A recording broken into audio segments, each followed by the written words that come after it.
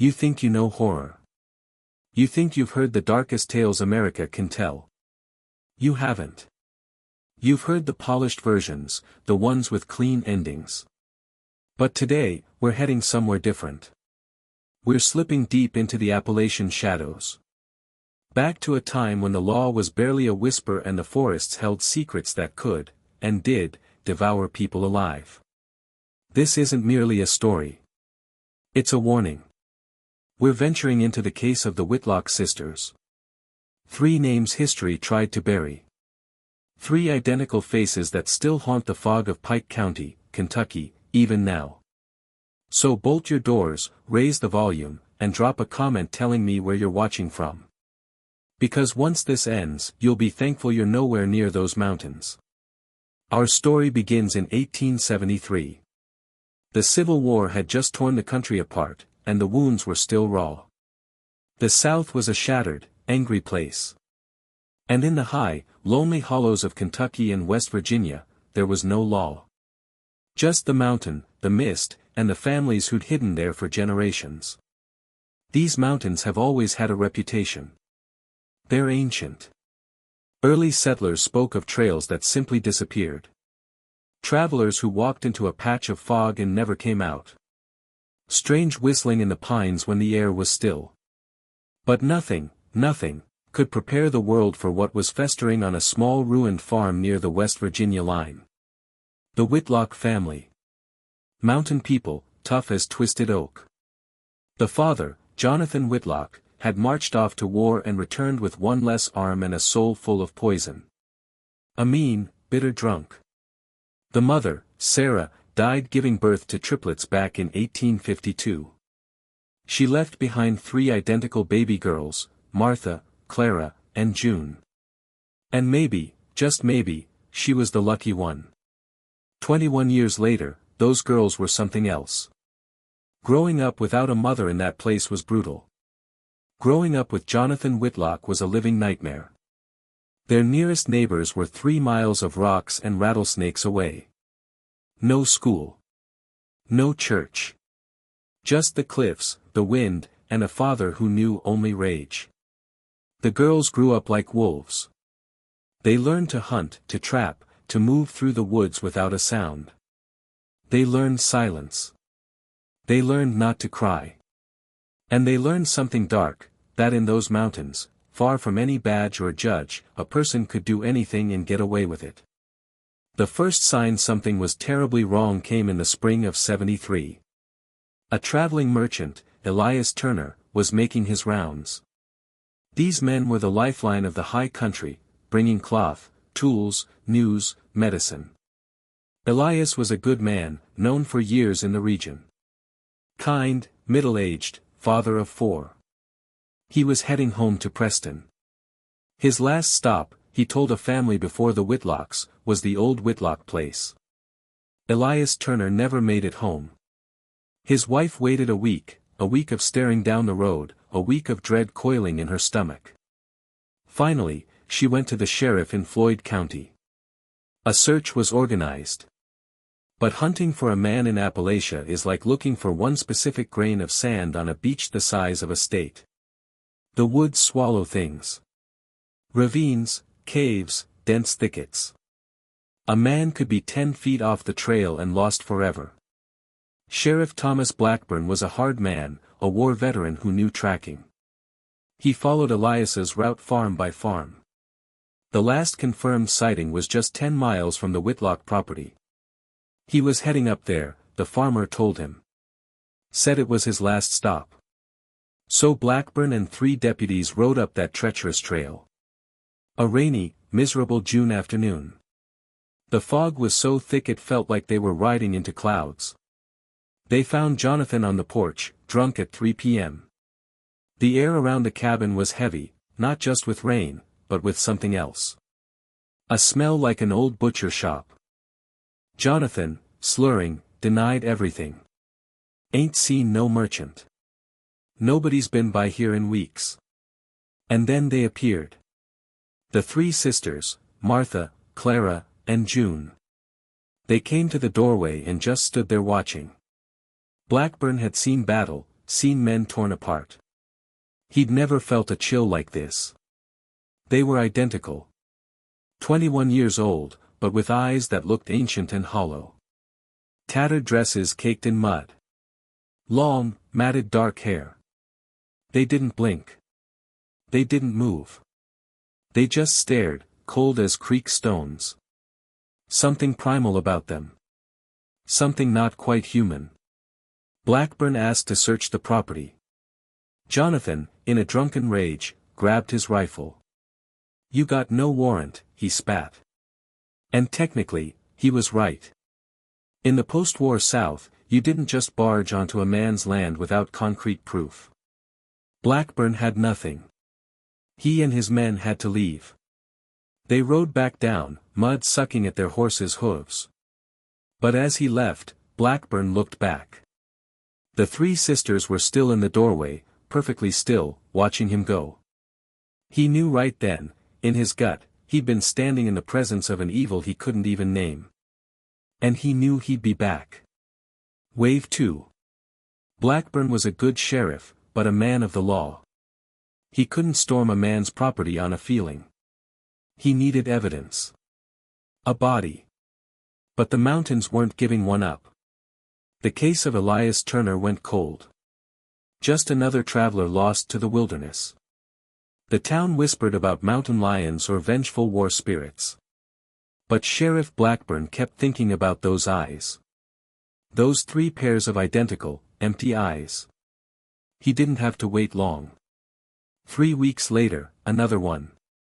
This time, Reverend Isaiah Morton, an old, frail preacher who traveled alone on foot, bringing God's word to the most isolated farms.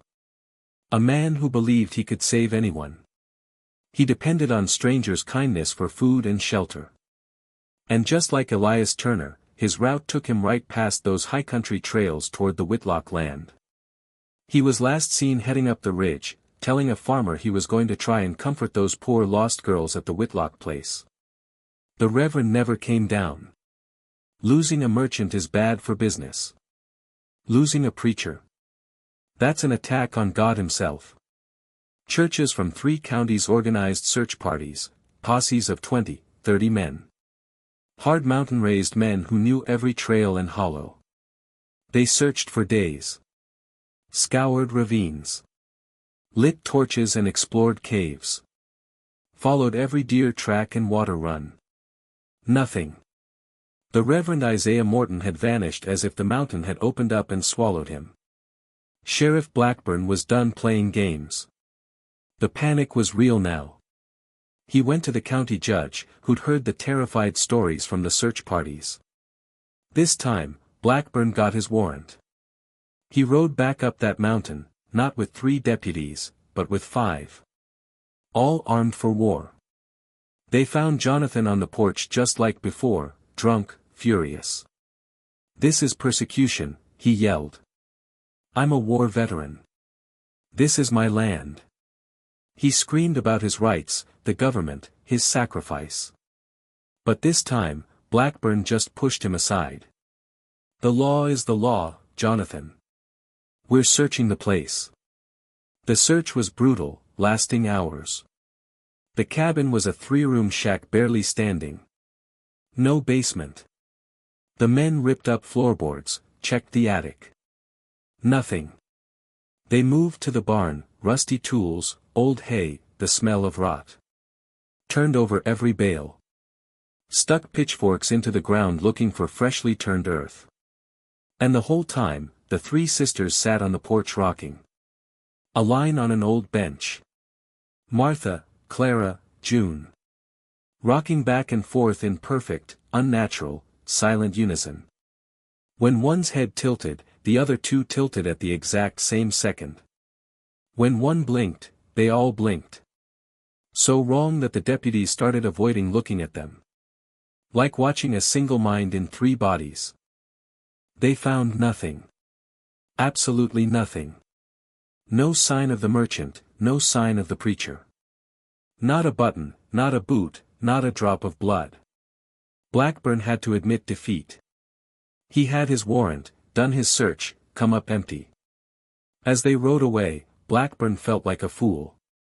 But also that same chill. He couldn't shake the feeling that he hadn't just missed the evidence. He had the horrifying suspicion that the evidence had been watching him. He looked back, just like before. The three sisters were still rocking in unison. And in the dim, foggy light, he could have sworn they were smiling. Wave 3. The summer of 1873 was a season of terror. After Blackburn's second failed search, it was as if the mountain relaxed. As if the evil on that property knew it was untouchable. And the disappearances sped up. 3 more people. Gone. First, a young fur trapper named William Hayes, just 19. New to the area, told everyone he'd make his fortune in the high ridges. His traps were found, sprung and empty, on a trail that led right past the Whitlock land. Then Dr. Samuel Pritchard, a rural doctor who traveled between farms. A good man. Seen riding his horse up the valley. His horse was found a week later, 20 miles away, thin and panicked. His medical bag was found in a creek. But the doctor was gone. And then the one that broke the region's heart, a woman, Rebecca Stone. Running from an arranged marriage, trying to reach family in Tennessee. Smart, tough, but she didn't know the mountains. Last seen asking for directions. And someone, pointed her up the trail toward the Valley of Death. That's what they called it now. The newspapers in Pikeville and Lexington had picked up the story. Not just missing persons anymore. This was a legend. They called it the Valley of Death. Stories about vengeful ghosts, Cherokee curses, creatures in the caves.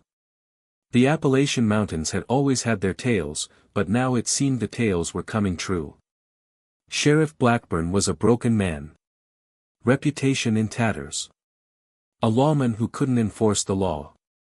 He'd tracked outlaws, survived a war, but he was being beaten by what?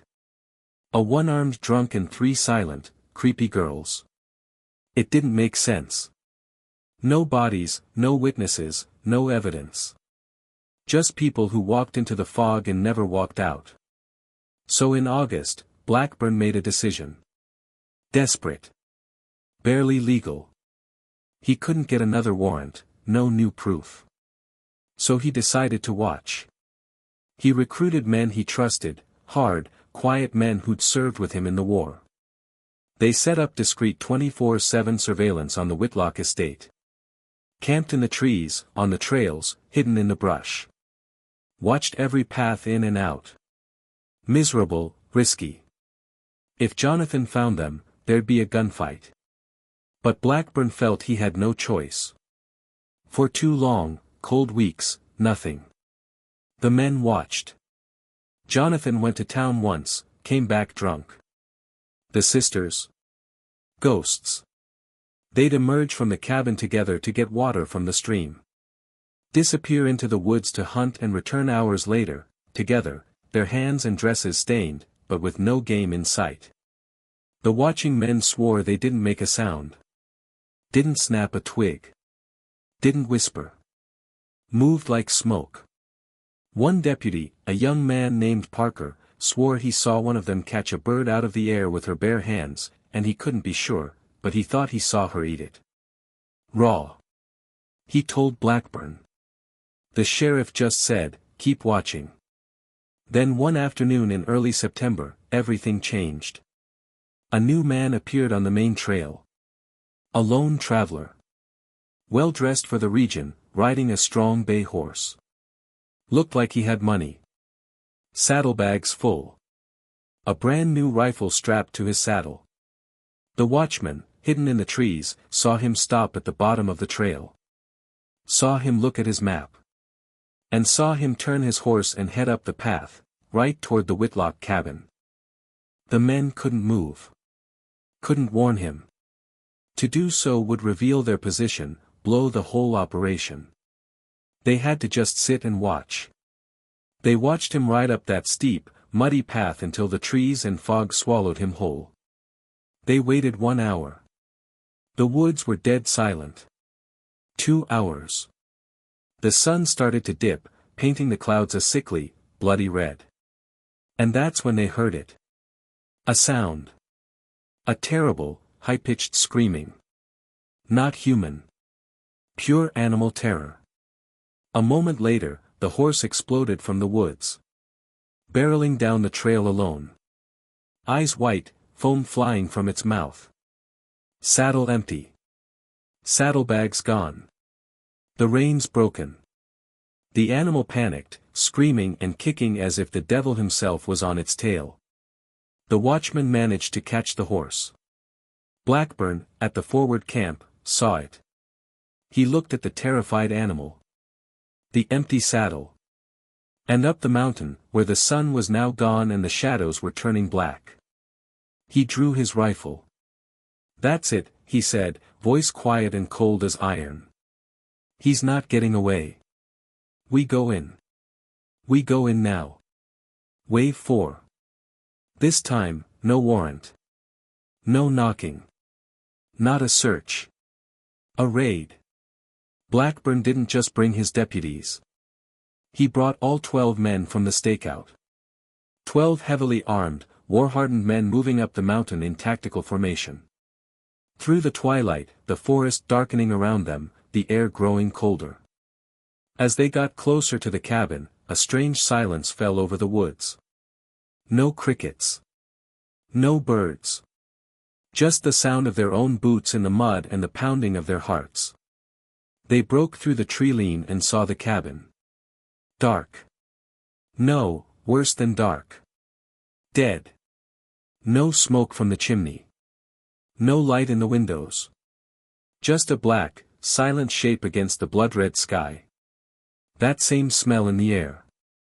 Old blood, rot, and something else.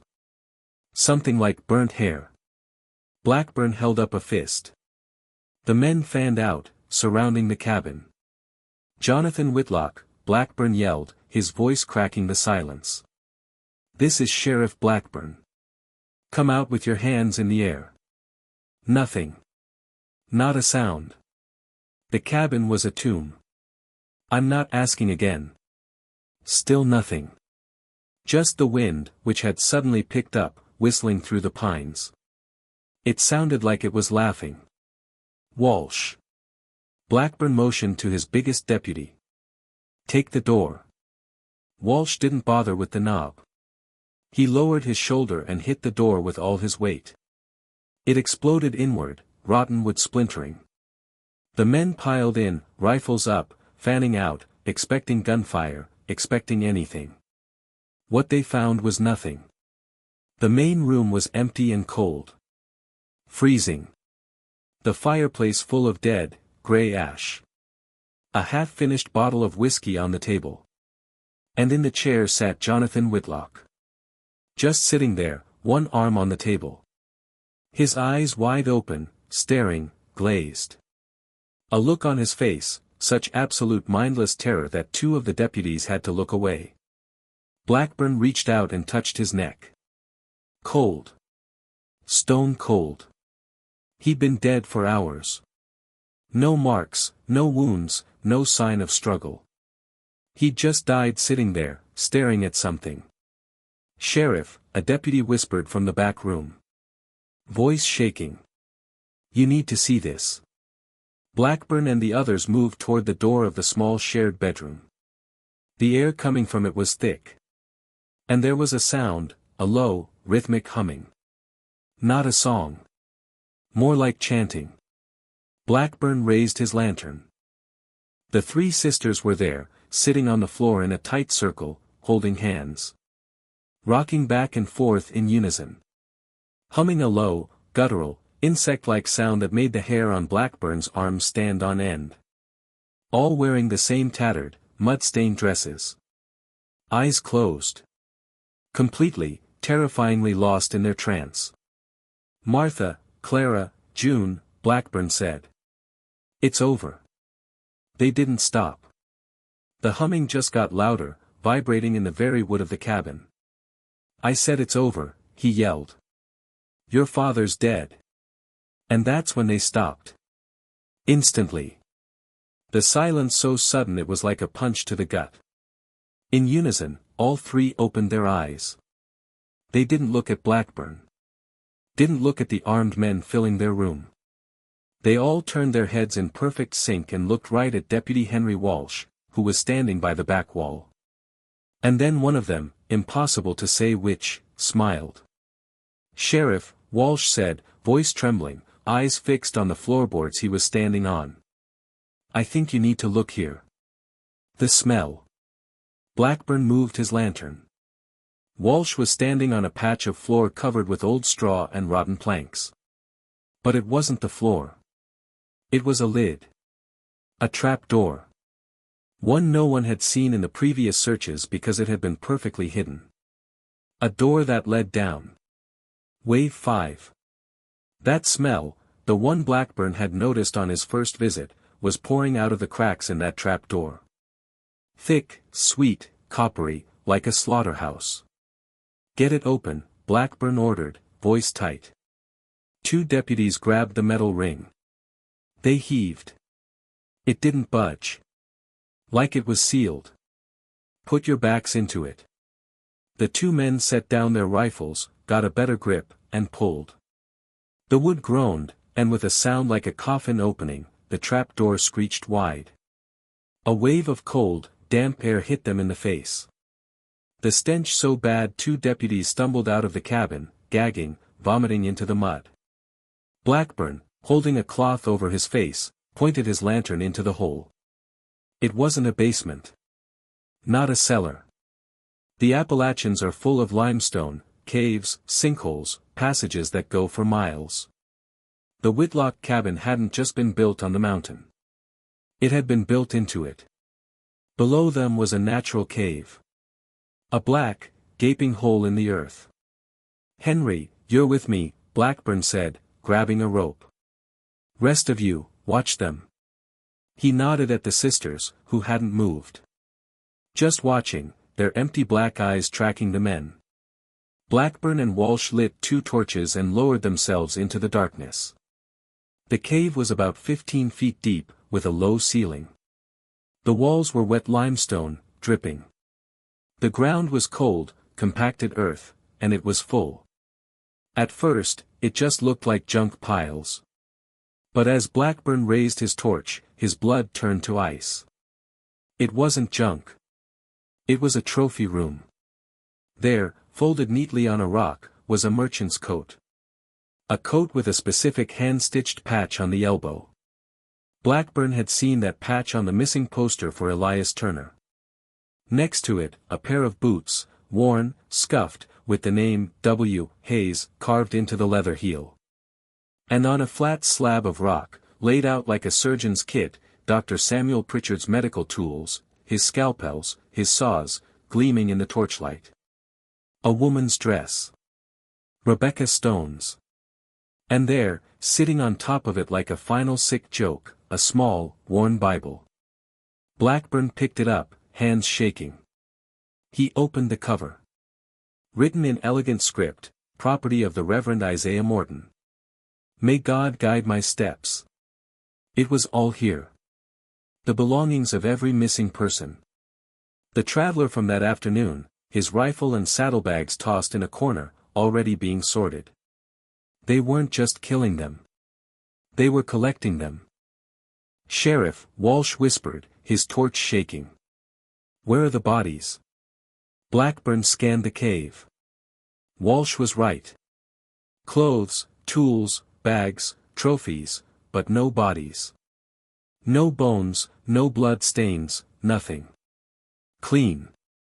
What did they do with them? Walsh stammered. Blackburn didn't answer. He was looking at the far wall. The stone was covered in scratches, strange symbols, patterns he didn't recognize. And tally marks. Not in groups of 5. Just lines. Hundreds, maybe thousands of them, scratched into the rock, stretching back into a part of the cave too small to walk into. "We're done here," Blackburn said, voice dead. "Let's go." They climbed out. Blackburn slammed the trap door shut. He turned to the three sisters, still sitting there in the exact same position, hands folded in their laps. "Get them on their feet," he ordered. "Chain them." The deputies moved in. The moment one of them touched Martha's shoulder, the humming stopped. The three sisters, as one, stopped rocking. Stopped breathing. The silence was deafening. Then slowly, in perfect sickening unison, they tilted their heads and looked up at the deputies. And they smiled. Not a human smile. A showing of teeth. A predatory, animalistic, joyful baring of fangs. The smile of a wolf looking at a lamb. One of them, Clara, lunged. Faster than any human should be able to. She bit the deputy who had touched her, sinking her teeth into his arm. The man screamed as she tore a piece of his uniform, and the flesh beneath, clean off. It took 6 hardened deputies to subdue them. They fought like wild animals, not screaming or yelling, but hissing and snarling. Kicking, biting, clawing. But the men were stronger. They got the chains on them. Even in heavy iron, the sisters were terrifying. They stood together, breathing in the same rhythm, their black eyes darting from man to man. They didn't speak. Didn't cry. Just watched and waited as the men dragged them out of the cabin. One deputy, the one who'd been bitten, was staring at his arm, face pale. "What is it, son?" Blackburn asked. The deputy looked up, eyes full of a new kind of terror. "Sheriff, when she bit me, she laughed." Blackburn looked back at the 3 sisters standing in the mud, chained, surrounded by armed men. And they looked for all the world like they were the ones in control. Wave 6. The nightmare was far from over. Just changing. Blackburn left 2 men to guard the sisters, who, now chained, had gone completely limp. Just stood in the yard, unmoving, like 3 identical, horrifying dolls. Blackburn took the rest of his men to search the rest of the property. That smell of burnt hair was stronger now, coming from behind the barn. At dawn, as the first sick gray light of autumn spilled over the mountains, they found it. Behind the barn, hidden by a thicket of thorns, was a clearing. And in the clearing were the bonfires. Not just one. 3 large circular pits lined with blackened stones. The ground saturated with old ash, inches deep. A system. And in the ash were the bones. Not whole bones. You couldn't look and say, "That's a man's arm." No. These bones had been processed.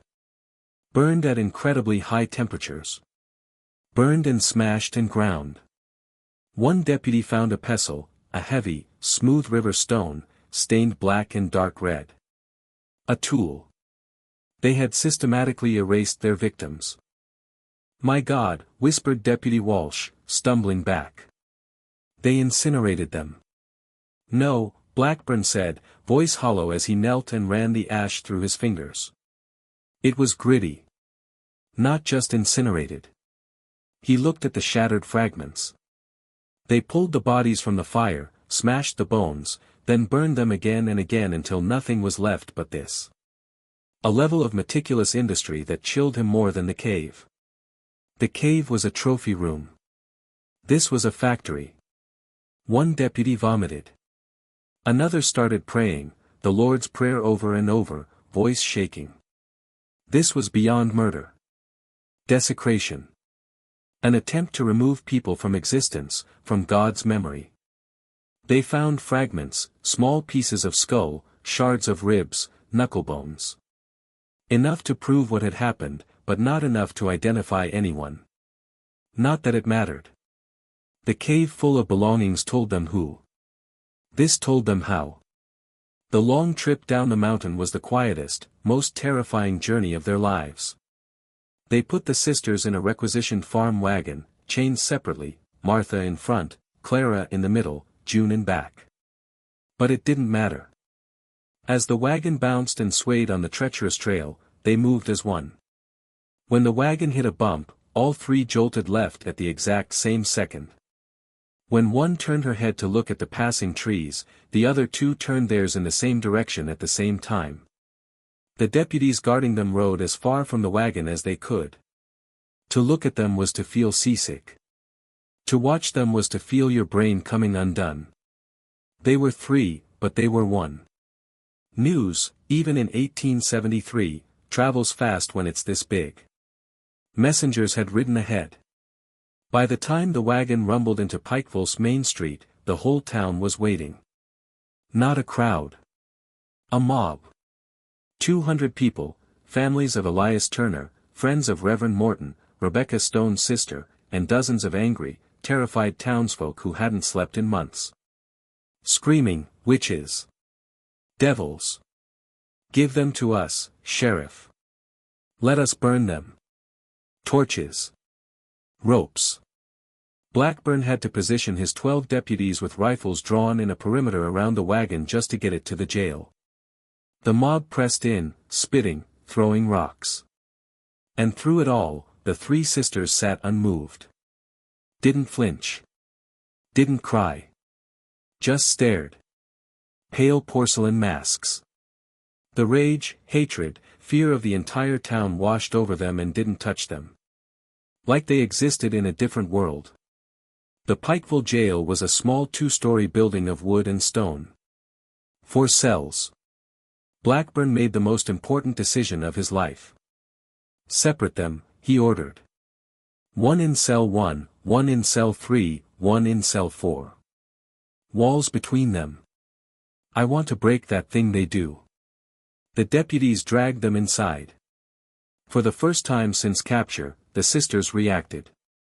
The moment the deputies started pulling Martha towards cell 1 and Clara towards cell 3, the moment they were physically separated, they fought.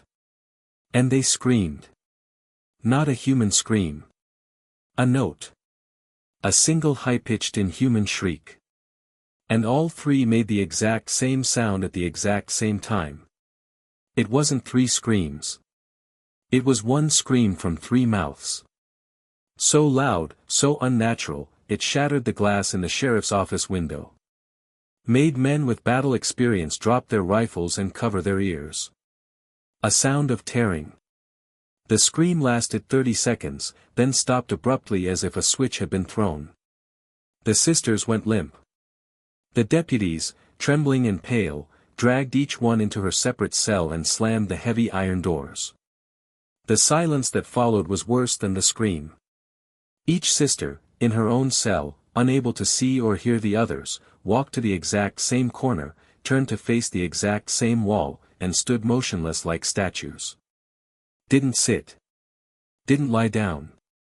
Just stood facing the corner. 4 hours. The guards who watched them that first night swore they weren't even blinking. Wave 7. That night, the Pikeville jail became the most terrifying place on earth.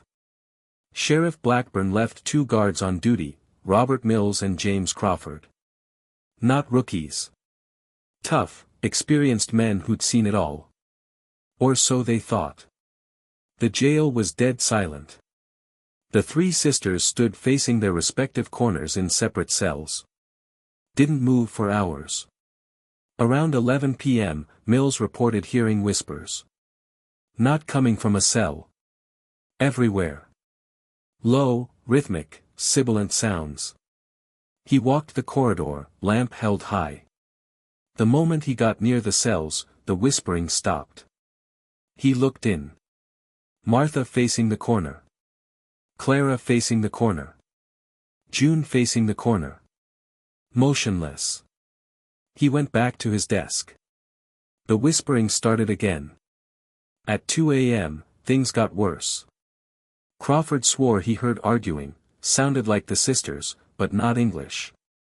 A harsh, guttural language, coming from all 3 cells at once. He ran to check. The instant his boots hit the corridor, silence. He looked in cell 1, Martha in the corner. Cell 3, Clara in the corner. Cell 4, June in the corner. He was shaking. He told Mills. Mills said he was hearing things. Then at 3:17 a.m., Crawford screamed. Mills ran back, drawing his gun. He found Crawford pressed against the far wall, face white, eyes wide, pointing a trembling finger at cell 3. At Clara. Crawford stammered. Mills looked. Clara was standing in the corner. What, man? What is it? She was floating, Crawford whispered, tears in his eyes. I swear to God, Robert, she was 6 inches off the floor, just hovering, and she turned her head all the way around and looked at me and smiled. Mills looked at Clara. Standing normally. He looked at Crawford, a man he'd known for 10 years, a man who didn't lie. And Robert, Crawford stammered, when she smiled. Martha in that cell giggled. At dawn, when Sheriff Blackburn arrived, he found his 2 guards huddled by the stove, refusing to go back into the cell block. They both quit on the spot. Blackburn didn't even try to stop them. He could feel it, the cold in that building wasn't natural. Meanwhile, the investigation at the cabin yielded new horrors. Dr. Albert Brennan, the county medical examiner, had gone up to examine Jonathan's body. Conclusion: heart failure. Simple, classic heart failure, probably from years of alcoholism. But there was a but. His eyes, Sheriff, Brennan said, voice low. I've seen heart attack victims. Men die of fright. I have never, ever, seen eyes like that. His pupils were huge. Blown wide. Whatever Jonathan Whitlock saw in his final second of life, it literally scared him to death. The father hadn't just died. He'd been terrified into the grave. And then they found the diary. Hidden under a loose floorboard in the sister's room. Wrapped in oilcloth to protect it from the damp. Not their diary. Their mother's. Sarah Whitlock, the woman who had died giving birth to them 21 years earlier. The entries were shaky, hard to read. Written by a woman in her last days of a difficult pregnancy. And the things she wrote chilled Blackburn more than the bone pits. Sarah wrote about her pregnancy. About how Jonathan after the war couldn't give her children. She wrote about praying, not to God, but to the mountain. About dreams. 3 shadowy figures who came to her at night, whispered in a language she didn't know but understood. They promised her children. In exchange for a tithe. She wrote about waking up with her body covered in scratches. About the growing, horrifying feeling that the things inside her weren't human. She mentioned a cave, an ancient cave deep in the mountain. A place the Cherokee who lived there before feared. A place where they made sacrifices. She said she could feel it calling to the babies in her womb. The final entry, written the day before she died in childbirth, was just 1 sentence. Scrawled across the page, the pencil digging so hard it tore the paper, "They're not mine. They belong to the mountain." Sheriff Blackburn closed the diary. He wasn't a superstitious man. He'd seen the real evil men do. But as he sat on the porch of that cursed cabin, he finally understood. This wasn't a case of murder. This was a case of collection. The sisters weren't just killing. They were feeding something. Wave 8. The trial of Martha, Clara, and June Whitlock was scheduled for October 15, 1873. Not just a trial, a circus. The story had gone viral for 1873. Newspapers from as far away as New York and Boston sent correspondence. They packed the small town of Pikeville. Called the sisters, the devilish triplets of Appalachia, the cannibal sisters, the mountain witches. Wrote sensational, wild stories. And the truth was weirder than any of it. The Pike County Courthouse was a small wooden building, maybe 50 people. That day, 500 crowded into the town square just trying to breathe the same air. The prosecutor, Nathaniel Pierce, had a problem, a big one. A mountain of circumstantial evidence, belongings, bone fragments, the pattern. But no identifiable bodies. No witnesses to any murder. No confession. The sisters hadn't said a word, not since the scream. Still in their separate cells, still standing in corners. They had to be physically dragged to the courtroom. Brought in chained, wearing simple gray dresses from the sheriff's wife. Hair clean. Faces washed. And somehow that made it worse. They looked civilized, but their eyes were dead. And they walked in step, even with chains, even separated by 2 guards each, they still moved as one. The courtroom gasped. Prosecutor Pierce presented his case. Damning. He called Elias Turner's wife, she wept as she identified her husband's coat. I stitched that patch myself, she cried. He called Reverend Morton's son, he shook with rage identifying his father's Bible. He called Dr. Brennan, the coroner, who explained in gruesome detail what was found in the fire pits and held up a chart. These fragments represent at least 8 distinct individuals. The jury was sick. But the real explosive testimony came from a man they'd brought in from Lexington, a psychiatrist, a rarity, a German immigrant named Dr. Heinrich Müller. Müller had spent 3 days observing the sisters in their cells. He spoke in his thick German accent, what I observed was impossible. The court was silent.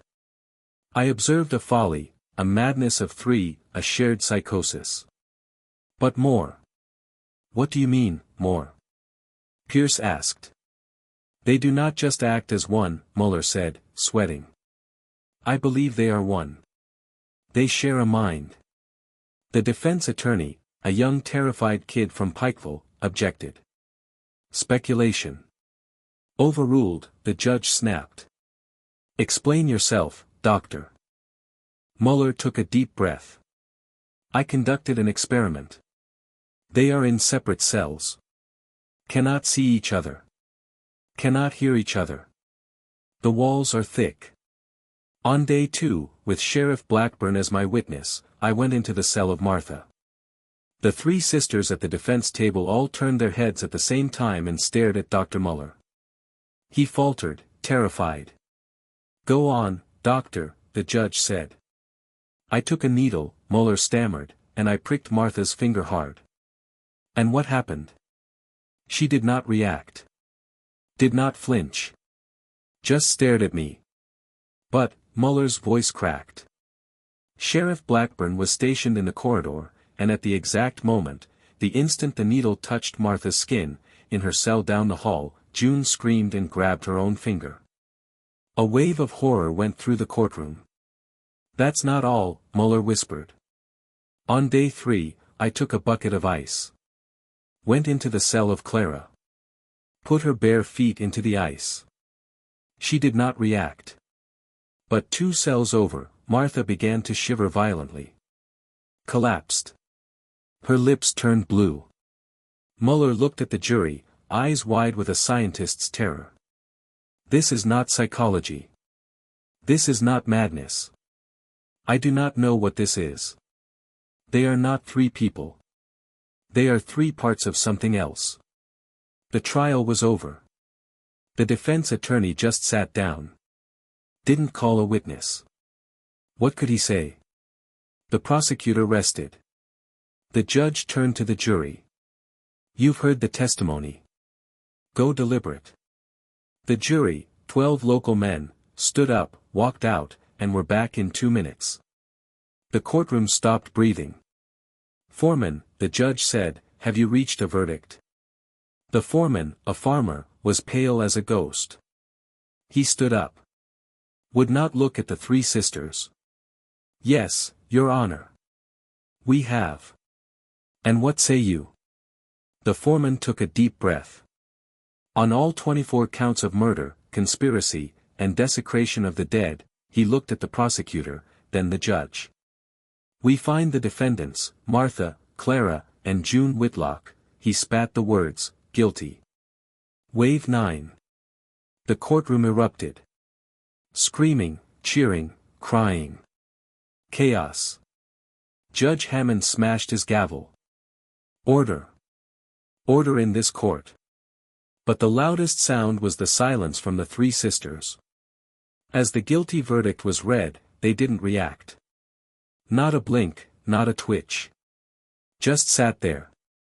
3 identical pale porcelain dolls. The judge, hands shaking, called for order. He knew what he had to do. Martha Whitlock, Clara Whitlock, June Whitlock, please rise for your sentence. The guards had to pull them to their feet. They stood limp. You have been found guilty by a jury of your peers of the most heinous, unnatural crimes this state has ever seen. The judge was crying. You are not human.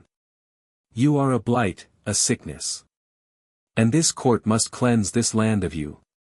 It is the sentence of this court that you, the 3 of you, be taken from this place to the Pikeville jail, and at dawn 2 days from now, you shall be hanged by the neck until you are dead. He looked away from them. May God have mercy on us. The crowd roared. Justice. The sisters said nothing. Dragged out, back to the jail, back to separate cells. And the town breathed. For the first time in months, it was over. The monsters were going to die. But was it over? That night, the first night of their death watch, the wind started. Not a normal wind. It came up from the ground. Not from west or east. From the mountain. A low, howling, moaning sound. It slammed against the jail. The new guards, paid extra double to sit outside the cells, panicked. They said the whispering started again. But not the sisters. The sisters were chanting loudly in separate cells, in unison, in that guttural, impossible language. And the walls of the jail began to vibrate. The guards fled, ran screaming into the street. The jail. It's coming alive. Sheriff Blackburn grabbed his rifle, gathered 10 men. Come on, they're not getting out. They ran against the wind, now so strong it was tearing shingles off roofs. The sky was clear. No storm. Just the wind. They got to the jail. The front door was locked from the outside, just as the guards had left it. They're still in there, Blackburn panted. He unlocked the door. And the chanting stopped instantly. The wind died. Total, absolute silence. Blackburn walked into the cell block, men behind him. It's cold, a deputy whispered. Freezing. Colder than the cave. Blackburn held up his lantern. Cell 1, empty. Cell 3, empty. Cell 4, empty. The bars, a deputy screamed. Blackburn looked at the windows. The iron bars were bent, twisted outward as if something huge and strong had pulled them out. They're gone, Blackburn whispered. They escaped. But Sheriff, a deputy said, voice shaking, the door was locked from the outside. How did they get out? And whatever helped them didn't get in. Blackburn didn't have an answer. He walked into cell 1. The cold burned his lungs. And he saw it, on the floor in the center of the room. 3 small dolls made of straw and human hair, woven together. Blackburn knew. He knew where they went.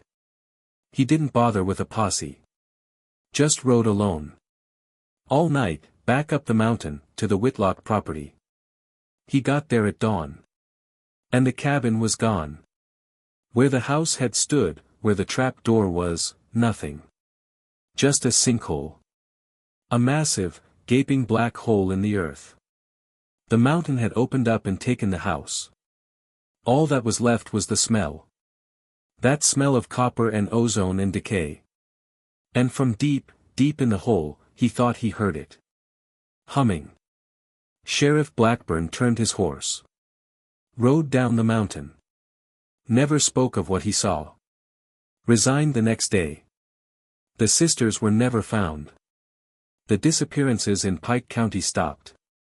But the story didn't. The locals still talk. They say the mountain got its tithe, the tithe that was promised. They say don't go up Pike Mountain, especially in the fog. Because some nights, if the wind is still and the air is cold, you can still hear them down in the earth. Humming. If this story chilled you to the bone and you want to dive into more Shadows history tried to forget, hit that subscribe button and ring the bell.